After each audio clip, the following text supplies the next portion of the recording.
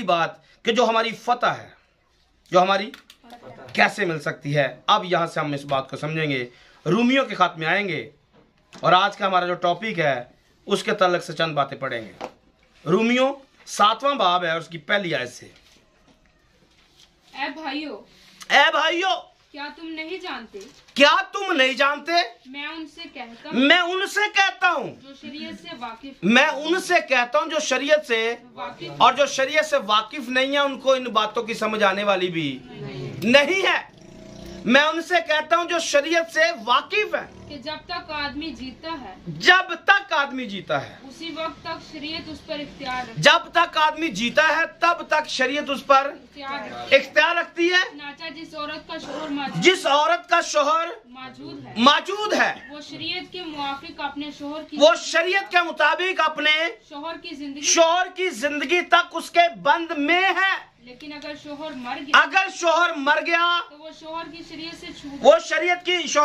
से छूट गई। बस अगर शोहर के जीते जी दूसरे मर्द की हो जाए तो जानिया कहलाएगी। लेकिन अगर शोहर मर गया तो वो शरीयत से आजाद है। यहाँ तक कि अगर दूसरे मर्द की हो भी जाए जानिया ना ठहरेगी। बस मेरे भाइयों, तुम भी मसीह के बदन के वसीला सुनिएगा, ऐ मेरे भाइयों, तुम भी मसीह के बदन के वसीला से शरीयत के एतबार से इसलिए मुर्दा बन गए कि उस दूसरे के हो जाओ जो मुर्दों में से जिलाया गया, ताकि हम सब खुदा के लिए फल पैदा करें। क्योंकि जब हम जिस्मानी थे तो गुनाह की रगबतें जो शरीयत के बाद पैदा होती थी, मौत का फल पैदा करने के लिए हमारे अज़ा में तासीर करती थी। शरीयत से मुराद क्या कि शरीयत की जब भी बात की गई, शरीयत ने हमें वाकिफ करवाया कि ये गलत है और ये सही है। शरीयत की जब भी बात की गई उसने हमें बताया कि गलत क्या है और सही क्या है। और अगली बात यह है कि शरीयत ने सिर्फ बताया, उसने छुड़ाया नहीं है। ये बात समझने वाली है, ये पॉइंट समझने वाला है कि शरीयत आज भी बताती है कि ये गलत है और ये सही है। और जब शरीयत ने बता दिया कि सही क्या है और गलत क्या है, तो शरीयत ने ही इंसान को गुनाह की तरफ फंसाया है। जुमला नहायत खतरनाक है, बड़े एहतियात के साथ संभालना है आपने, क्योंकि शरीयत ने कहा था ये गलत है, ये गलत है। और शैतान ने क्या किया? वही गलत हमसे करवाया, वही गुनाह हमसे, वही हुक्म तड़वाया। और जब टूट गया तो फिर छुड़ाने वाला कोई नहीं था। जब हुक्म टूटा तो छुड़ाने वाला कोई नहीं था। इसने शरीयत ने हमें दूसरे अल्फाज में समझिए कि गुनाह को मौका दिया, गुनाह को मौका दिया ताकि हमें आजमा सके। शरीयत ने क्या किया है? गुनाह को, क्योंकि पिछले पैगामों में बता चुका हूं कि शैतान इसी हुक्म को लेता है और इस हुक्म के इंसान को खिलाफ चलाता है। खुदा ने हुक्म दिया हुआ है ये करना है और ये करना नहीं है, और जब नहीं वाला हम कर लेते हैं तो हमने गुनाह कर लिया। इससे छुड़ाने के लिए हमें दूसरे की जरूरत है। इससे छुड़ाने के लिए हमें दूसरे की कौन छुड़ा सकता है? इन हुक्मों से हमें कौन छुड़ा सकता है? वो हुक्म जो हमें गुनाह के अंदर लेकर जाते हैं, वो हुक्म जो हमें गुनाह के अंदर लेकर जाता है। कोई छुड़ा सकता है? मुश्किल चीज है जो आपके सामने आज के पैगाम में आ रही है। गुनाह कैसे हो पा रहा है? आज गुनाह इतने ज्यादा लोग गुनाह कर रहे, वजह क्या है? सिंपल वजह है कि वो कलाम पर अमल नहीं कर रहे। वो कलाम पर कौन बचाएगा? आज के ज़माने में देख लेते, बाइबल को थोड़ा पीछे करके आज के ज़माने में देखिए, अपने चारों तरफ में देखिए, आज जितने लोग गुनाह कर रहे हैं इसके पीछे वजह क्या है, गुनाह हो क्यों रहा है। अगर बाइबल ही दरमियान से हटा दी जाए, आप गुनाह कह सकते हैं किसी चीज को? आप कभी भी किसी को गुनाह नहीं कह सकते, क्योंकि बाइबल कानून है, और जब कानून ही दरमियान में नहीं है तो बाइबल गुनाह, क्योंकि ऐसा लिखा है कि जहां शरीयत नहीं है वहां गुनाह महसूब ही, वहां गुनाह गिना ही नहीं जाता है। तो ये शरीयत है, ये कानून है, ये आयन है जो दरमियान में है। इसी से मौका उठाया इब्लीस ने और इंसानों को वो काम करने के बारे में कहा जो बाइबल में लिखा है कि नहीं करने। बाइबल में जो लिखा है कि नहीं करने, इब्लीस क्या करता है, वही पकड़ता है और उसी के खिलाफ चला देता है। फिर से बात आएगी, दोबारा से वही बातें जो हम पहले कर चुके हैं कि जितने जिस्म के काम है बाइबल ने कहा नहीं करने हैं। बाइबल ने कहा नहीं करने, और वो क्या करेगा, वो हमसे वही करवाएगा। और इंसान की फितरत में कि जिस काम से मना किया जाता है वो बंदा चेक करने के लिए जाता है, इसमें लगा क्या हुआ है। किसी को मना किया जाए ना, पेंट ताजा किया, इसको हाथ नहीं लगाना है, लोग जबरदस्ती लगाते हैं। क्या करते हैं, चेक तो करिए गिल्ला है अभी के नहीं। हाँ, ये सादी सी मिसाल है कि जिस काम से मना किया जाता है बंदा चेक करने के लिए चला जाता है, और जब देखता है खराब हो गया फिर वापसी का कोई रास्ता नहीं होता है। आदम हवा ऐसे फंस गए, खुदा ने मना किया था, दिल में ये ख्वाहिश है, देखिए तो सही हुंदा की है, इंसान देखने के लिए गुनाह कर जाता है। और यहां से इंसान फंस रहे, आज भी फंस रहे। मैंने कहा मना किया गया है जिस्म के काम, गुस्सा नहीं करना है। इब्लीस क्या करवाएगा, वही करवाएगा जो मना किया गया। और बाद में बंदा वैसे भी सोचता है यार गलत ही कीता है, क्योंकि गुस्सा सिर्फ शर्मिंदगी लेके आता है, इसके अलावा कुछ भी नहीं होता है। गुस्से में सिर्फ नतीजा शर्मिंदगी है, और बंदे को आखिर में माफी मांगनी पड़ती है,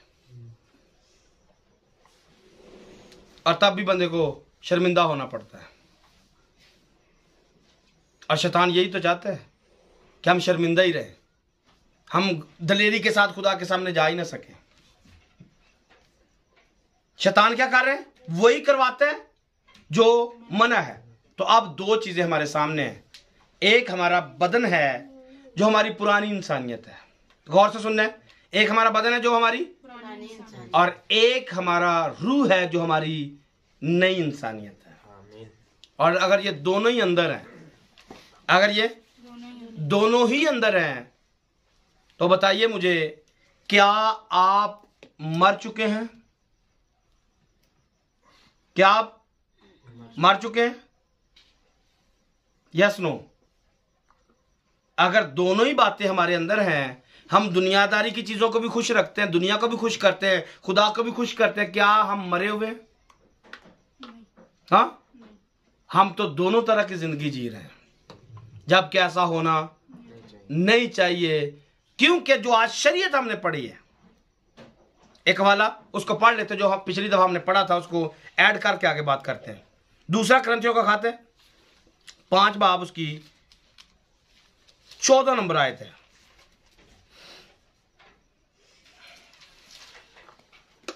क्योंकि मसीह की मोहब्बत हमको मजबूर कर देती है, इसलिए कि हम ये समझते हैं कि जब एक सब के वास्ते मुआ तो सब मर गए, और वो इसलिए सबके वास्ते मुआ जो जीते हैं आगे को अपने लिए ना जिए, बल्कि उसके लिए जो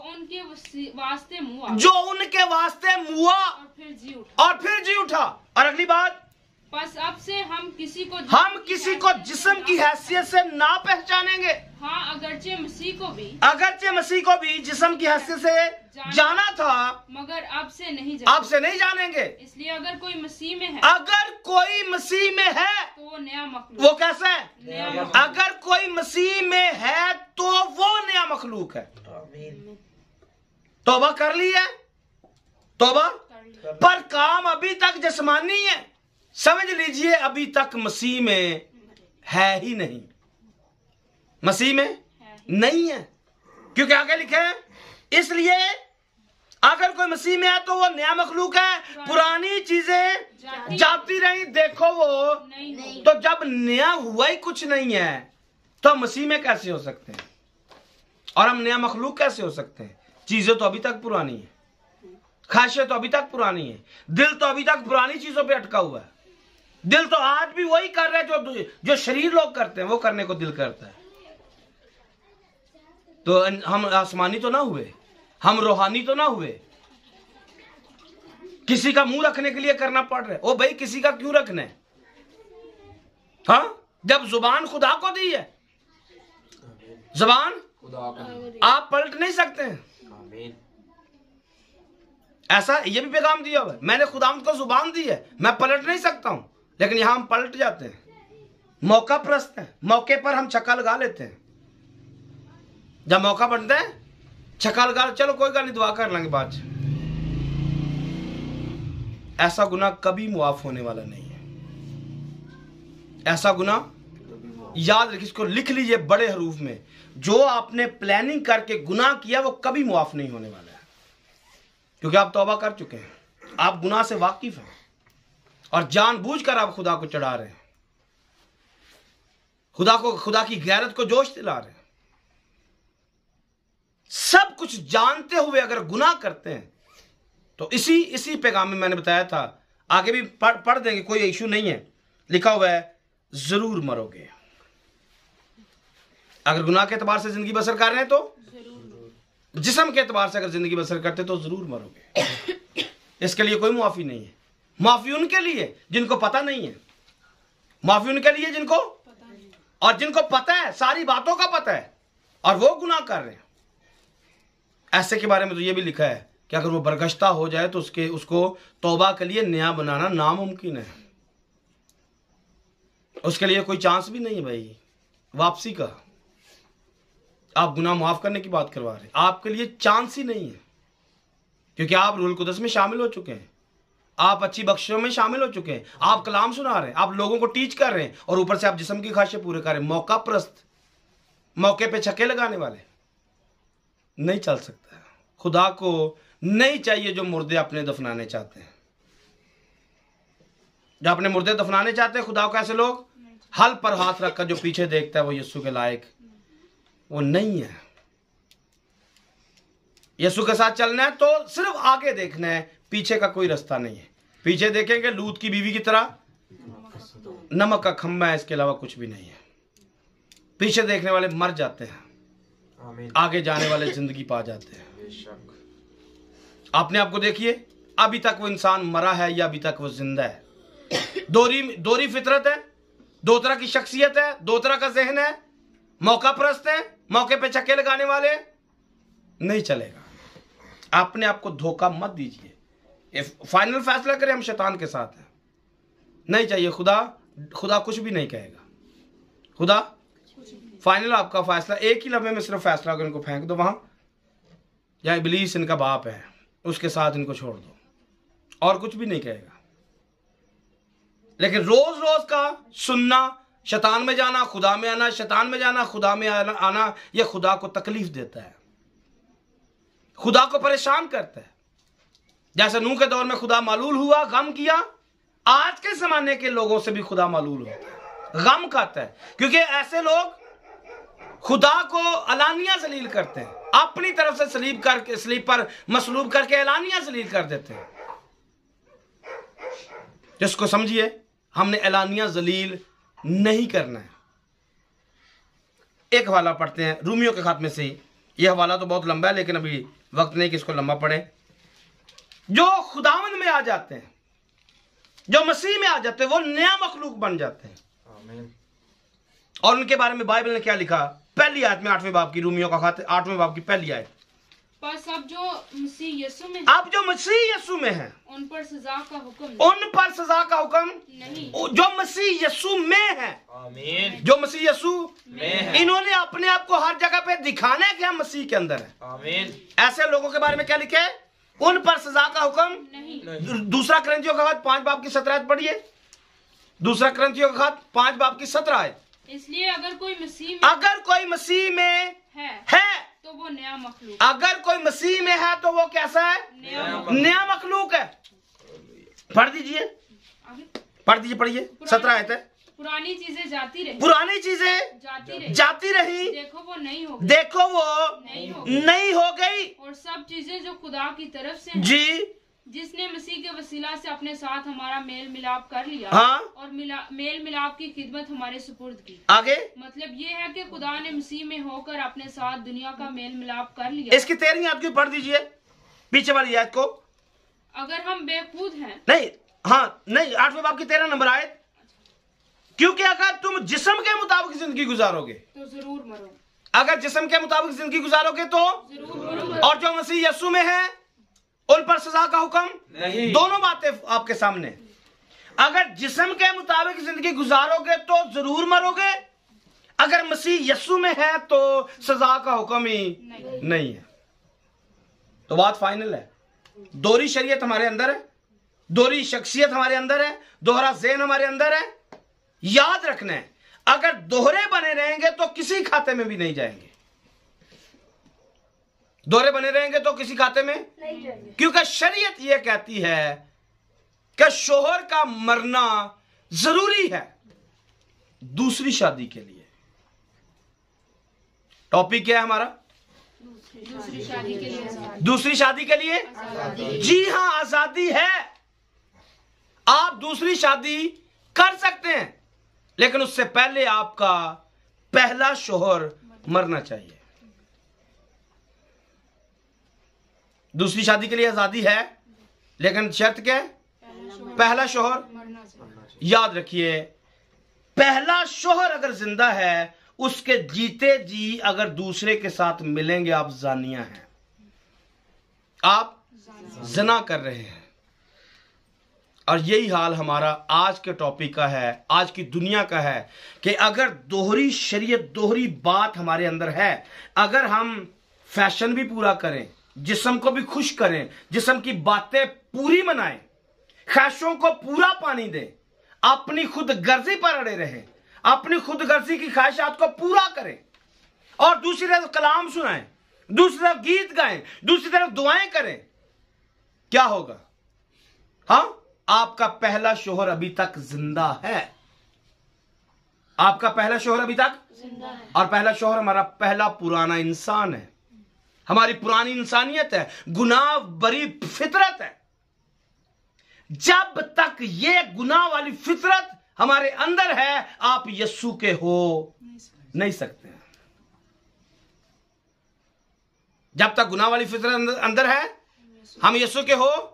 हाँ, अगर यीशु के होते हैं तो हम जानिया हैं, हम जिना करने वाले हैं, हम गुनाह करने वाले हैं, हमारी इबादतें गुनाह, हमारी दुआएं गुनाह, हमारी प्रस्तश गुनाह, हमारा सब कुछ गुनाह के अंदर जाएगा। अगर जिस्म की ख्वाहिशें भी पूरी करें और इबादत भी करें, आप चलने वाले नहीं हैं, आप खुदा के लायक नहीं हैं। आपके पहले शोहर को मरना ही पड़ेगा।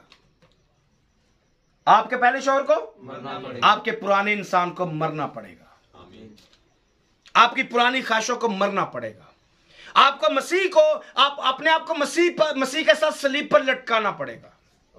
जैसे वो मर गया था, हमें मर जाना पड़ेगा। और जब तक मरेंगे नहीं, तब तक यीशु के हो। अभी तक हमारा शोहर शैतान है,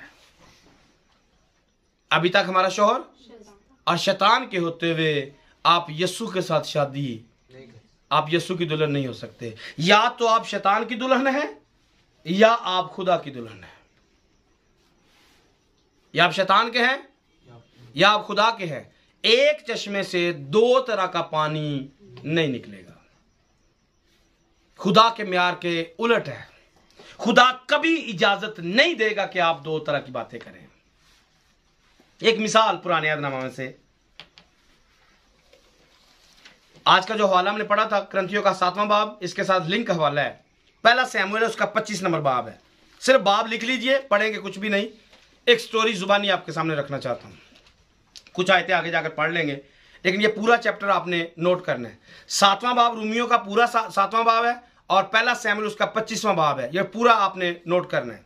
स्टडी के लिए आप जरूर इसको पढ़ सकते हैं। लेकिन इसके अंदर 3 अहम किरदार हैं जो आज के हमारे पैगाम का बहुत ही खूबसूरत हिस्सा होने जा रहे हैं। पहला शमूएल 25वां बाब, उसके अंदर 3 किरदार हैं। नंबर 1 पर एक औरत है जो खूबसूरत है और समझदार और शादीशुदा है, जिसका नाम अबीजील है। एक औरत है इसके अंदर जिसका नाम अबीजील है और ये बहुत खूबसूरत है और ये समझदार भी है और ये शादीशुदा भी है। और दूसरी चीज, इसके साथ इसका शौहर है जिसका नाम नबाल है। नबाल एक अमीर आदमी है और अमीर के साथ साथ ये बदकार आदमी है। नबाल एक अमीर आदमी है और ये एक बदकार आदमी है और ये नबाल जो ये अबीजील का शौहर है और इसके साथ साथ ये नशेबाज है, शराब पीने वाला आदमी, शराबी बदकार आदमी है। और तीसरे नंबर पर इस बाब के अंदर एक दाऊद है जो कि एक मसा किया हुआ आदमी है। एक दाऊद है जो इजराइल का दूसरा बादशाह बनने के लिए चुना हुआ है। तीन करैक्टर, तीनों ही खास है, तीनों को समझने की जरूरत है और इसको हम थोड़ी देर के लिए इस पर गुफ्तगू करने जा रहे हैं। पहली चीज या पहला करैक्टर अबीजील, खूबसूरत है, समझदार है, शादीशुदा है। दूसरा करैक्टर इसका शौहर नबाल है जो कि एक अमीर आदमी है, एक बदकार है और शराबी है और ये इसका शौहर है। तीसरा दाऊद है और दाऊद एक मसा किया हुआ आदमी है और इस्राएल का दूसरा बादशाह बनने के लिए ये मसा हो चुका है। थोड़ी सी बात और, ये खूबसूरत होने के साथ साथ, समझदार होने के साथ साथ ये रहम दिल भी है। अबीजील की बात कर रहा हूं, ये रहम दिल भी है और फरोतन मजाज की मालिक भी है और ये इसके साथ साथ खुदा परस्त भी है, खुदा से डरने वाली भी है। लेकिन अफसोस क्या है कि इसकी शादी एक ऐसे शौहर के साथ हुई है जो कि अमीर है पर है बदकार और नशेबाज है। और नबाल के जो लुगवी मायने हैं वो बेवकूफ और बेशर्म के हैं। नबाल का मतलब बेवकूफ है और बेशर्म है। एक ऐसा बेशर्म आदमी जो साथ में बेशर्मी के साथ साथ बेवकूफ भी है। और इसकी शादी किसके साथ हुई है? एक खूबसूरत औरत के साथ, समझदार औरत के साथ। एक तरफ समझदार है और दूसरी तरफ उसका शौहर बेवकूफ है। एक तरफ खुदा परस्त है, दूसरी तरफ शैतान परस्त है। एक खुदा से डरने वाली है और दूसरा नशे में रहने वाला है। इनकी आपस में शादी हुई है और याद रखिए दोनों के दोनों आज के जमाने में मेरी और आपकी तस्वीर है। और इसके साथ तीसरा दाऊद है। दाऊद नबाल की तरह नहीं है। दाऊद में और नबाल में ये बहुत बड़ा फर्क है कि नबाल जो ये बेशर्म और बेवकूफ है पर दाऊद खुदा के दिल के मुआफिक है। आमीन। दाऊद खुदा के दिल के मुआफिक है, खुदाओं से प्यार करता है और ये एक जंगी मर्द है। ये भी खूबसूरत है। आमीन। और ये माहिर उस्ताद है बजाने में, इस कदर माहिर है कि जब बजाता है तो बदरूमें भाग जाती हैं। हालेलुया। खूबसूरत भी है, जंगी मर्द भी है, माहिर भी है, उस्ताद भी है और खुदा के दिल के पसंद भी है। खुदा ने खास बरकतें इसको दे रखी है और जबूर नवीस भी है। जबूरों में खुदा की हमदो सना करने वाला भी है। और इसके साथ साथ ये नरम दिल है, एहसास करता है, एहसास तबीयत है, लोगों का ख्याल करने वाला है।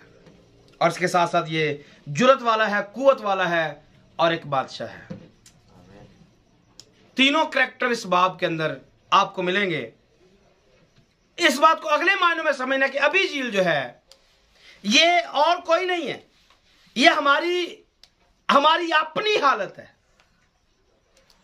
आपने इस अबीजील को दरमियान से निकालना है, इस अबीजील को अपने आप को इसकी जगह पे रखना है और जगह पे रख कर आप इस बात को समझेंगे कि मेरी शादी हुई किसके साथ है।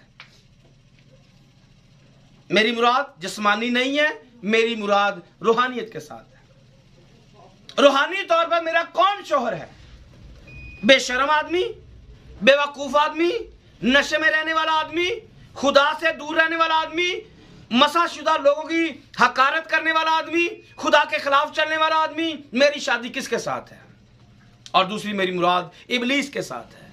इबलीस जो कि बेशर्म है और नहायत ही बेवकूफ है, जो खुदा के साथ पंगेबाजी करता है, खुदा के खिलाफ उठ जाता है, आसमान के सितारों से ऊपर अपना तख्त बनाने का ख्याल करता है। इससे बड़ी कौन सी बेवकूफी हो सकती है? मैं आपको अपनी जगह पे, मतलब इस अबी झील की जगह पे रख कर दिखाने की कोशिश कर रहा हूं। अबी झील कोई और नहीं, अबी झील मैं और आप है। और नबाल एक बेवकूफ शख्स, एक बेशर्म आदमी और कोई नहीं है, यह शैतान है जिसके साथ हम खुश रहते हैं, जिसके साथ हमारी शादी हुई है, जिसको हम अपना शौहर मानते हैं, जिसके ताबे रहते हैं। हम हर वो काम करते हैं जो शैतान चाहता है। हम हर ख्वाहिश को, इब्लीस की ख्वाहिश को पूरा करना चाहते हैं। जब तक इस नबाल के साथ अबी झील की शादी है, दाऊद के साथ जा नहीं सकती है। दाऊद के साथ जा, बेशक वो बादशाह है, वो अच्छा आदमी है, खुदा का मसा किया हुआ है, जा दाऊद लेकर जा भी नहीं सकता, क्योंकि वो किसी के निकाह के अंदर है। याद रखिए, जब तक ये हमारा बदन इबलीस के साथ बंधा हुआ है, जब तक जिस्मानी ख्वाहिशात के साथ ये बंधा हुआ है, गारंटी और चैलेंज, आप खुदा के साथ नहीं जा सकते और ना खुदा आपको लेकर जाएगा। आपका ठिकाना सिर्फ जहन्नम है, जहां पर इबलीस का ठिकाना है। आपको दूसरी शादी के लिए आजादी चाहिए। आपको दूसरी शादी करने के लिए आजादी चाहिए। आपकी एक शादी हो भी नहीं सकती है, क्योंकि पहली शादी हम चाहते ना चाहते इबलीस के साथ कर लेते हैं। हम इबलीस के ताबे हो जाते हैं, हम जिस्म के ताबे हो जाते हैं। इस जिस्म को दरमियान से मरना पड़ेगा। इस जिस्म को दरमियान से मरना पड़ेगा। इस नबाल को, बेशर्म को मरना पड़ेगा। ये हमारा बदन बेशर्म है और ये बेवकूफ है जो खुदा के खिलाफ चलता है। गुस्सा कौन करता है? तफरीके कौन डालता है? जुदाइयां कौन डालता है? ये जहन्नम से भरी हुई चीज कौन सी है? जुबान। नशेबाजी कौन करता है? गालियां कौन निकालता है? ऐबजोइयां कौन करता है? झूठी बातें कौन सुनता है? यह सब जिस्म के काम है। और ये बेशर्म इतना है कि अंदर खुदा है, लेकिन इतना बेवकूफ और बेशर्म है कि खुदा के खिलाफ चलता रहता है। और हम इतने बेवकूफ हैं कि हम जिस्म की मानते हैं। हम लोगों को देख लेते हैं, लोगों का मुंह देखते हैं। लोग क्या कहेंगे, लोगों ने क्या कहना, मैं कहूंगा इन्होंने जहन्नम के अंदर जाना है। और जिन्होंने जहन्नम के अंदर जाना है, हम उनके साथ जुड़ जाते हैं, उनकी तरह बन जाते हैं। इस नबाल को, जो हमारी गुनाह भरी फितरत है, जिसके साथ हमारी फाइट है, आप इस बात को समझेंगे। आइए एक हवाला पढ़ लेते हैं। ये हवाला यही है, 25वां बाब है, लेकिन इसकी 28 नंबर आयत से पढ़ेंगे। पहला सैमुएल 25 नंबर बाब, उसकी 28 नंबर आयत, क्योंकि मैंने कहा था कुछ बातें हम इसके साथ पढ़ लेंगे। तू अपनी लौंडी का गुनाह माफ कर। क्या लिखा है? तू अपनी लौंडी का गुनाह माफ कर। हालांकि इसने कोई गुनाह किया नहीं है। गुनाह किसने किया है? गुनाह इसके शोहर ने किया है। और गुनाह क्या था कि जब दाऊद ने इनके पास आदमी भेजे कि हमें कुछ खाने के लिए दिया जाए, या दूसरे नंबर पर जब एक रस्म है इन यहूदियों के अंदर, ये पुरानी हिस्ट्री की बात है जो हम सैमुएल की किताब में से पढ़ रहे हैं, कि जब एक वक्त आता था बाहर के अंदर एक भेड़ों की ऊन उतारा करते थे, तब एक मेला भी लगता था जिसमें जश्न मनाते थे।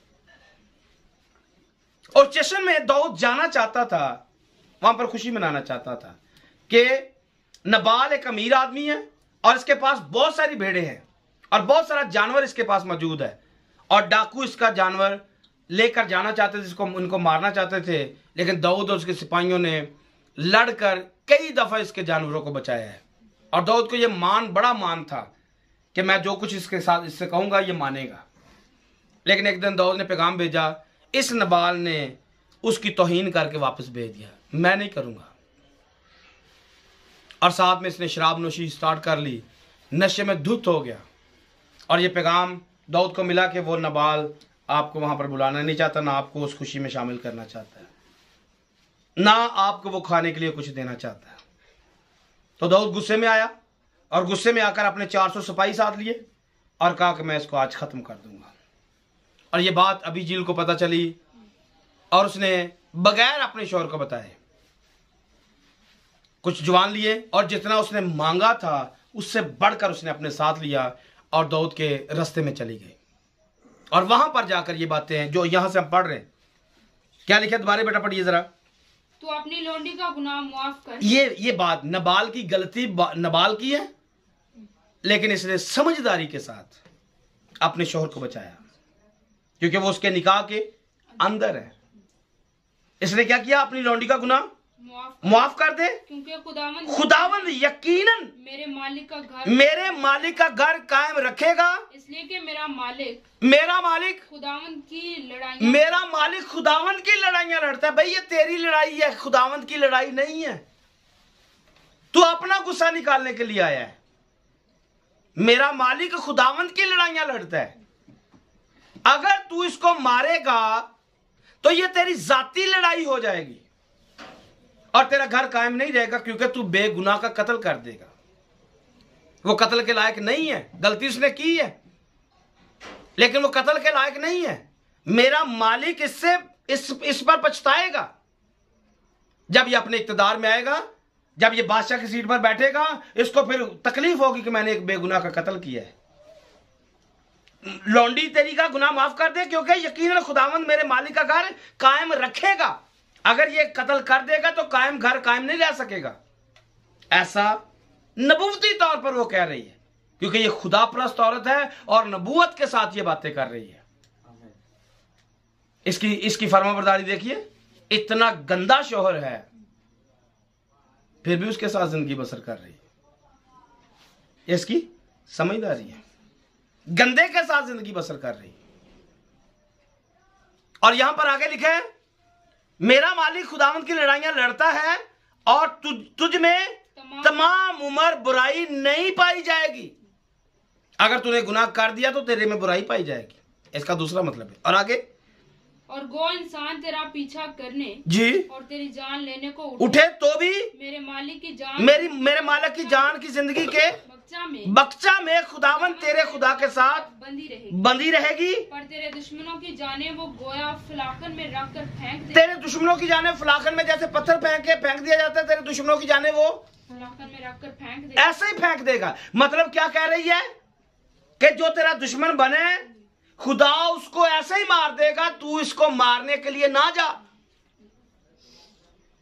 जो तेरा दुश्मन है, जैसे फलाखन में पत्थर रखकर घुमा के फेंक दिया जाता है, तेरे दुश्मन खुदा ऐसे ही फेंक देगा। तू अपने इनका गुनाह अपने जिम्मे ना ले, क्योंकि तू खुदावंद की लड़ाइयां लड़ता है। तो यहां पर मैं जरूर यह कहना चाहूंगा उन तमाम रूहानी लोगों से कि जो तुम्हारे दुश्मन हैं, तुम्हें इनके पीछे जाने की जरूरत नहीं है। खुदा खुद ब खुद आपके दुश्मनों को बर्बाद कर देगा। आमीन। फक्त आपको अपने आप को सेव रखना है, खुदा में रखना है।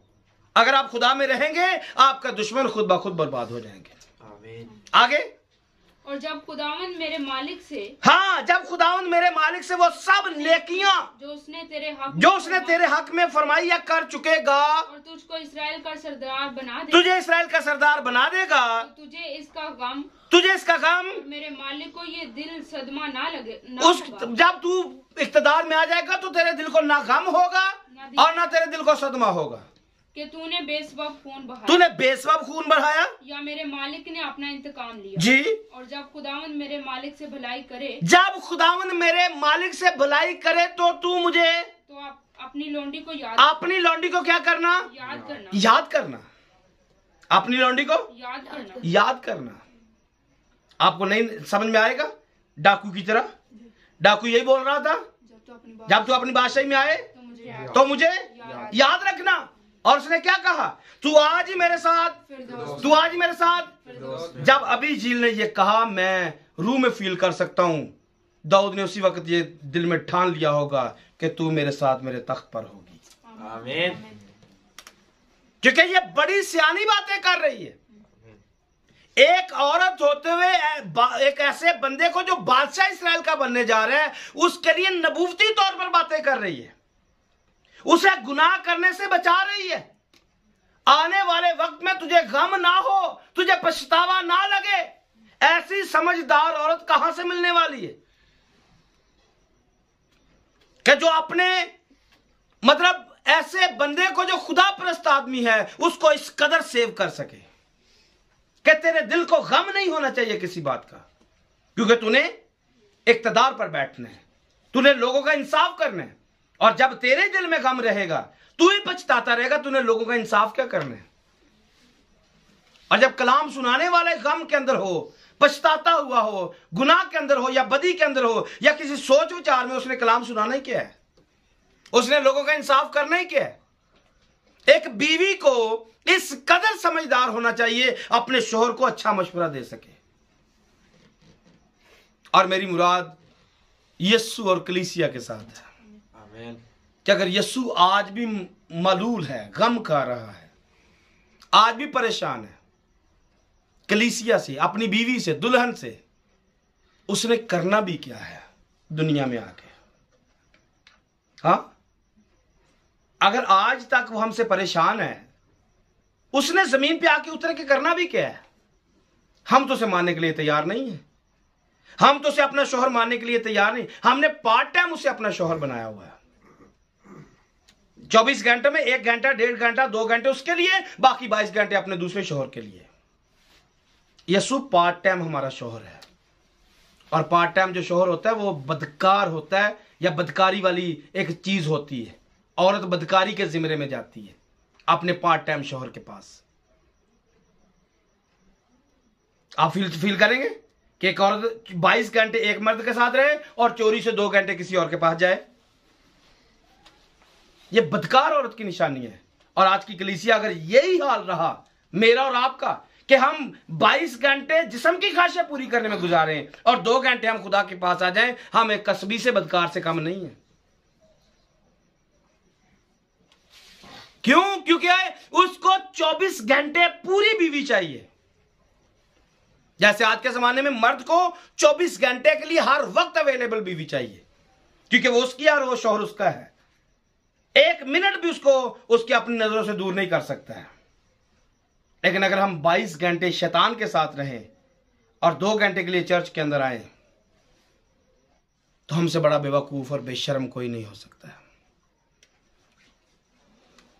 हमें अपने आप को फुली तौर पर खुदा के लिए पेश करना है। 1 मिनट के लिए भी उससे बाहर नहीं निकलना है।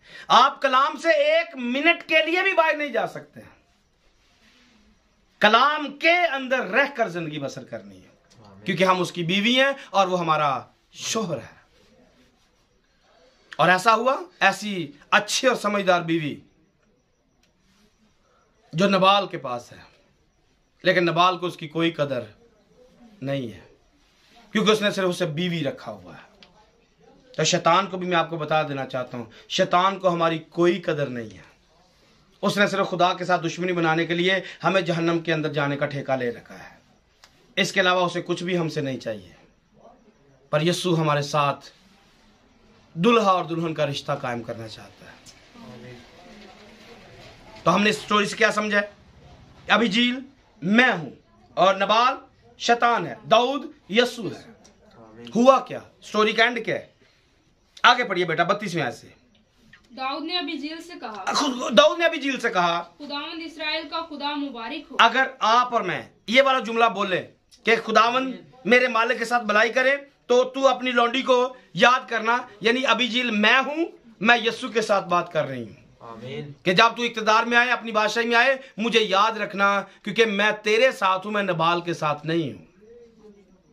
तो दाऊद आगे से क्या जवाब देगा?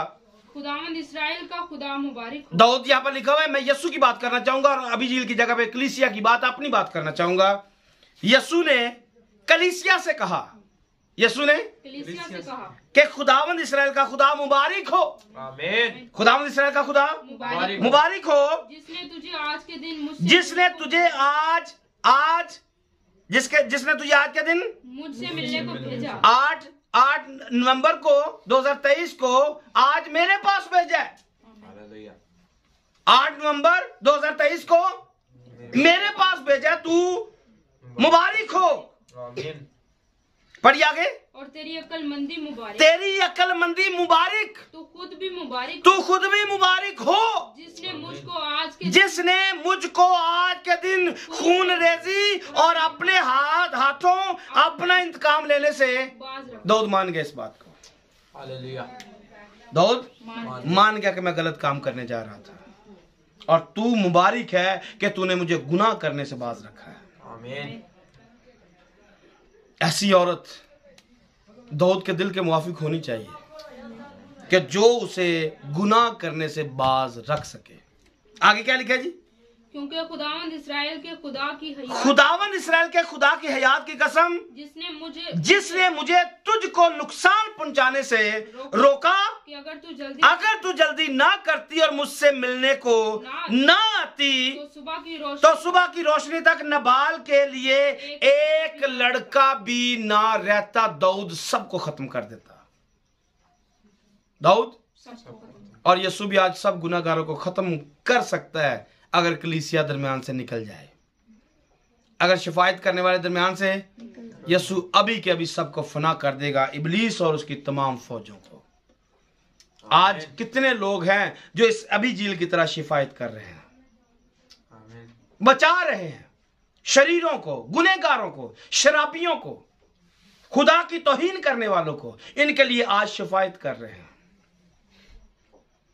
और दाऊद इस बात को क्या कह रहे हैं कि कोई भी लड़का ना रहता और दाऊद ने उसके हाथ से जो कुछ वो उसके लिए लाई थी कबूल किया और उससे कहा अपने घर सलामत जा। देख मैंने तेरी बात मानी और तेरा लिहाज किया। दोनों बातें, बात भी मान ली और तेरा लिहाज भी, और तेरे शोहर को छोड़ दिया। आगे। और अबीजील नबाल के पास पहुंची और क्या देखा है कि उसने अपने घर में एक बादशाही महफिल सजा रखी है और उसे पता ही नहीं है कि मैंने कितना बड़ा पाप किया हुआ है, और उसे पता ही नहीं है कि दुश्मन मुझे मारने के लिए मेरे घर में आ चुका है। वो आगे से खुशियां मना रहे हैं जैसे आज शरीर लोगों को पता ही नहीं है। खुदा शरीरों को मारने के लिए सर पर आया हुआ है। खुदा शरीरों को मारने के लिए शरीर आगे से खुशियां मना रहे हैं, शरीर आगे से खुशियां मना रहे हैं। ये दुनियादारी में लगे हुए, वो मारने के लिए तैयार है। एक तरफ वो मारने के लिए तैयार है और दूसरी तरफ जो मरने वाले हैं वो खुशियां मना रहे हैं, वो शहाना महफिलें उड़ा रहे हैं और महफिलों के अंदर चल कर रहे। देखा है शहाना ज़ियाफत की तरह ज़ियाफत कर रखी है और नबाल का दिल उसके पहलू में मगन है, इसलिए कि वो नशा में चूर था। उसने नशा कर रखा है, उसने नशा कर रखा। समझिए स्टोरी को, मेरी तरफ देखिए। एक तरफ नबाल नशे में टल्ली है और दूसरी तरफ दाऊद मारने के लिए तैयार है, और इसे खबर भी लेकिन एक दरमियान में है। एक नाव से मारने वाले की खबर है और नाव से शिफायत करने वाले की खबर है। जैसे आज के लोगों को यीशु आने वाला है, यीशु आने वाला है और दरमियान में एक कलीसिया जो शिफायत कर रही है। आमीन। लेकिन शरीर लोग अपने नशे में मगन है, वो मस्त है अपने नशे में। उन्हें कोई पता नहीं है कि मतलब हमें मारने के लिए कोई आ रहा है, और नबाल मस्त है। क्या लिखा? वो नशा में चूर था, सो उसने उससे सुबह की रोशनी तक ना थोड़ा और ना बहुत कुछ कहा। उसने कहा अब ये नशे में टल्ली है, अब इसको कुछ कहने की जरूरत अभी कुछ कहने की जरूरत जब बंदा गुनाह में मस्त हो तब उसे कुछ कहने की जरूरत नहीं है, क्योंकि उसने आपकी बात माननी। जब बंदे ने फैसला कर ही लिया कि मैंने ये गुनाह करना है, हाँ, जब फैसला ले लिया कि मैंने गुनाह करना है, आप लाख समझाएंगे उसने माननी नहीं है, क्योंकि वो अपने बाप इबलीस को राजी करना चाहता है। उसने फैसला उसके साथ पक्का कर रखा है कि मैंने ये करना ही करना है। कलाम लाख सुना उसको, उसने मुड़ना नहीं है। फिर क्या होता है, पढ़िए आगे। जब नशा उतरा, जब शादी गुजर जाएगी, शादी गुजर जाएगी, फिर पता चलेगा हाँ मैं आ भी गलत कीता, मैं आ भी गलत कीता, मैनू नहीं सी करना चाहिए, मैनू आ भी नहीं सी करना चाहिए, क्योंकि तब तो नशा चढ़ा है। हमने ये करना ही करना है, हमने ये करके दिखाने। हम किसी से कम थोड़ी हैं, हम किसी से कम नहीं, हम करके दिखाएंगे। और जब नशा उतरेगा तब बताया जाएगा आपने ये किया है, आपने किसी को मारने के लिए दावत दे रखी है, और कोई मारने के लिए आ भी गया है, लेकिन कोई शिफायत करने वाला दरमियान में है कि खुदा इनको मुआफ कर दे कि ये कर क्या रहे हैं। लेकिन जब नशे में है तब समझ में कुछ नहीं आता है। आगे क्या लिखा है, जब नबाल का नशा उतर गया तो उसकी बीवी ने ये बातें उसे बताई, तब उसका दिल उसके पहलू हो गया। जब उसका दिल पहले नशे में धुत था तो वो मगन था, वो अब नशा उतरा। जैसे ही कानों में बातें पड़ी हैं, जैसे ही कानों में क्या हुआ, उसके पहलू में दिल उसका मुर्दा हो गया और वो पत्थर की तरह सुन पड़ गया। शरीरों की ये हालत है, और ये हालत खुदा कर देता है। जो नशे में टली रहते, खुदा की नहीं मानते, खुदा के लोगों की कदर नहीं करते, मसाशुदा लोगों की कदर नहीं करते, दी एंड यहां पर है। फिर क्या हुआ, और 10 दिन के बाद ऐसा हुआ। कितने दिन गुजरे, 10 दिन गुजरे कि खुदावंद ने नबाल को जो अबीजील ने कहा था खुदा ने कर दिखाया। उसको फलाखन में डाला और दाऊद के दुश्मनों को फेंक दिया।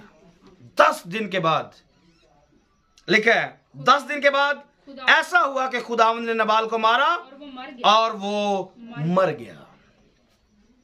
नशे तो कर लिए, बेकदरी कर दी, खुदा के लोगों को जलील कर दिया, लेकिन दिन सिर्फ 10 गुजरे हैं। 10 दिन के बाद फारिग हो गया। जो पत्थर था अब वो मिट्टी बन गया है, खाक में चली गई है। और ये अगर यहां पर ऐसा है तो आज के जमाने में भी ऐसा ही है।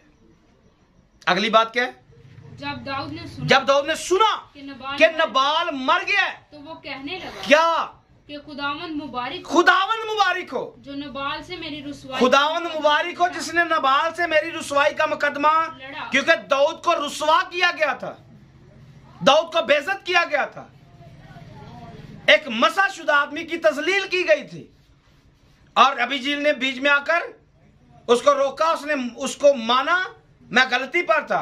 अब खुदावंद ने उसका बदला ले लिया। जब खादम खामोश हो जाएं, जवाब देना बंद कर दें, तब खुदा जवाब देता है। और जब खुदा जवाब देता है फिर किसी शरीर का टिकना मुश्किल होता है। वो चंद दिन का मेहमान रह जाता है, खत्म हो जाता है, उसकी सब वैल्यू डाउन हो जाती है। और मुबारक खुदा जिसने नबाल से मेरी रुसवाई का मुकदमा लड़ा और अपने बंदा को बदी से बाज रखा। खुदावंद ने नबाल की शरारत को उसी के सर लादा। और फिर क्या हुआ, और दाऊद ने अबीजील के बारे में पैगाम भेजा क्या, ताकि उससे ब्याह करे। जब तक वो उसके नबाल के पास थी, दाऊद के पास वो शराबी था, बदकार था, न जाने वो कितना बेशर्म और बेवकूफ आदमी था, पर उसके साथ उसको रहना पड़ा, उसको उसके साथ। और दूसरी तरफ एक मसा किया हुआ बादशाह, इस्राएल का बादशाह, वो दिल से चाहता है इतनी लायक औरत को इसके पास नहीं रहना चाहिए, इतनी लायक औरत को इसके पास, जो अच्छा मशवरा देती है, जो बदनामी से बचाती है। अगर दिल में ख्याल आज आ जाए आप यस्सु की दुल्हन हैं और आप यस्सु के लिए अच्छे मशवरे बना सकती हैं, बदकारों के साथ नहीं मिलेंगी, शरारती लोगों के साथ नहीं मिलेंगी। यस्सु आपके लिए इतना ही फिक्रमंद होगा जितना दाऊद फिक्रमंद है अभी झील के लिए। वो पैगाम जरूर भेजेगा, मैं तेरे साथ ब्याह करना चाहता हूं, मैं तेरे साथ ब्याह करना चाहता हूं। क्यों? क्योंकि इसका बदकार शोहर मर गया है, इसका बदकार शोहर मर गया। और जब हमारा बदकार शोहर इबलीस मर जाएगा तब यीशु पैगाम हमारी तरफ भेजेगा, अपने रूहुल कुदस को भेजेगा, मेरी बीवी बनने के लिए तैयार है, मेरी बीवी बनने के लिए वो क्या करेगी? अभी झील आगे से क्या करेगी? पढ़िए। और जब दाऊद के खादम किरमल में इबीजील के पास आए तो उन्होंने उससे कहा दाऊद ने हमको तेरे पास भेजा है ताकि हम तुझे उसके साथ क्या करें? ब्याने को ले जाए। सो वो उठी। क्या किया उसने? सो वो उठी। अगर आप अभी के अभी इबलीस को मार डालेंगे, पैगाम आपके लिए है, पैगाम आपके लिए है। और करना क्या है? करना क्या है? लिखा क्या हुआ है? सो वो उठी। आपको क्या करना चाहिए? उठ जाइए। आपको क्या करना चाहिए? उठी। और उठकर क्या किया? और जमीन पर ऊंधे मुंह। आगे क्या लिखा है? जमीन पर ऊंधे मुंह सजदे में गिर गई। गिर सकते हैं? उठकर गिर सकते हैं? गिर जाइए। आपके लिए आगे मैं पढ़ना चाहता हूं। सजदे में गिरना है। अगर आप बीवी बनना चाहते हैं यस्सु की, आगे लिखा है सो वो उठी और जमीन पर ऊंधे मुंह गिरी और कहने लगी कि देख तेरी लौंडी तो नौकर है, ताकि अपने मालिक के खादमों के पांव धोए। अपनी जिंदगी में इस बात को लीजिए, हम यस्सु के नौकर हैं। हमारा म्यार नहायत ही छोटा है, पर हमारे यस्सु का म्यार बहुत बड़ा है। हम इस काबिल नहीं है कि वो हमारे साथ शादी करे, क्योंकि हम बदकार हैं, हम शैतान के साथ मिल जाते हैं, हम दुनियादारी में गिर जाते हैं, हम दुनिया की बातों में गिर जाते हैं, हमें लोग रुसवा करते हैं, अपने साथ मिला लेते हैं। हमारे वसीला से कलाम बेइज्जत हुआ या होता है, लेकिन आज पैगाम आपके लिए है। अगर आप इस पैगाम को सुन चुके, आज अपने शोहर को मार दीजिए, इस नबाल को अपनी जिंदगी से बर्बाद कर दीजिए, तब जाकर आप दूसरी शादी के लिए आजाद हैं, तब जाकर आप यीशु के साथ शादी कर सकते हैं, आप यीशु के साथ मिल सकते हैं। क्योंकि अभी झील दाऊद के पास तब जा सकती है जब नबाल दरमियान से निकलेगा, और कलीसिया यीशु के पास तब जा सकती है जब शैतान बीच से निकलेगा। अगर शैतान आपकी जिंदगी से जा चुका है तो आप यीशु के पास जाने के लिए रेडी हैं, जा सकते हैं। और जैसे अभी झील ने कहा, लिखे अभी झील ने जल्दी की और उठकर गधे पर सवार हुई और अपनी 5 लौंडियां जो उसके जलवे में थी साथ ले ली, और वो दाऊद के कासलों के पीछे पीछे गई और उसकी बीवी बनी। आज आप इस पैगाम के पीछे पीछे चलिए। जो पैगाम आप तक पहुंचा, जो कासद आप तक पहुंचा, जो खादम आप तक ये पैगाम लेकर आया है, उसके पीछे पीछे। खादम से मुराद मेरी मैं नहीं हूं, खादम से मुराद खुदा का रूह कुदस, खादम से मुराद खुदा का कलाम जो आपकी मदद के लिए आया है, रूह कुदस जो आपकी मदद के लिए आया है, आपको यीशु के साथ ब्याने के लिए आया है, आपको यीशु के साथ एक तन करने के लिए आया है। इसके सामने झुककर उसको सजदा करके कह दीजिए, खुदावंद मैं तेरी बंदी हूं, मैं तेरा हूं, मैं तेरे बगैर कुछ नहीं हूं। आप दूसरी शादी के लिए आजाद हैं, आप दूसरी शादी यीशु के साथ कर सकते हैं, पर जब तक आप शैतान के साथ हैं आप यीशु के नहीं हो सकते हैं। आपको अपनी फितरत तब्दील करना होगी, आपको मर जाना होगा, आपको यीशु में जिंदा होना होगा। क्योंकि यीशु रूह है और आपको रूह में आना पड़ेगा। Hallelujah, praise the Lord, hallelujah. आज का ये कलाम अपनी जिंदगियों के अंदर रखिए। आज ये कलाम जिंदगियों से जाने मत दीजिए। आज का पैगाम सुनकर नबाल को मार दीजिए और अबीजील बनकर दाऊद के कदमों में आ जाइए। हालेलुया, खुदा आपको बरकत दे। Hallelujah, praise God, hallelujah.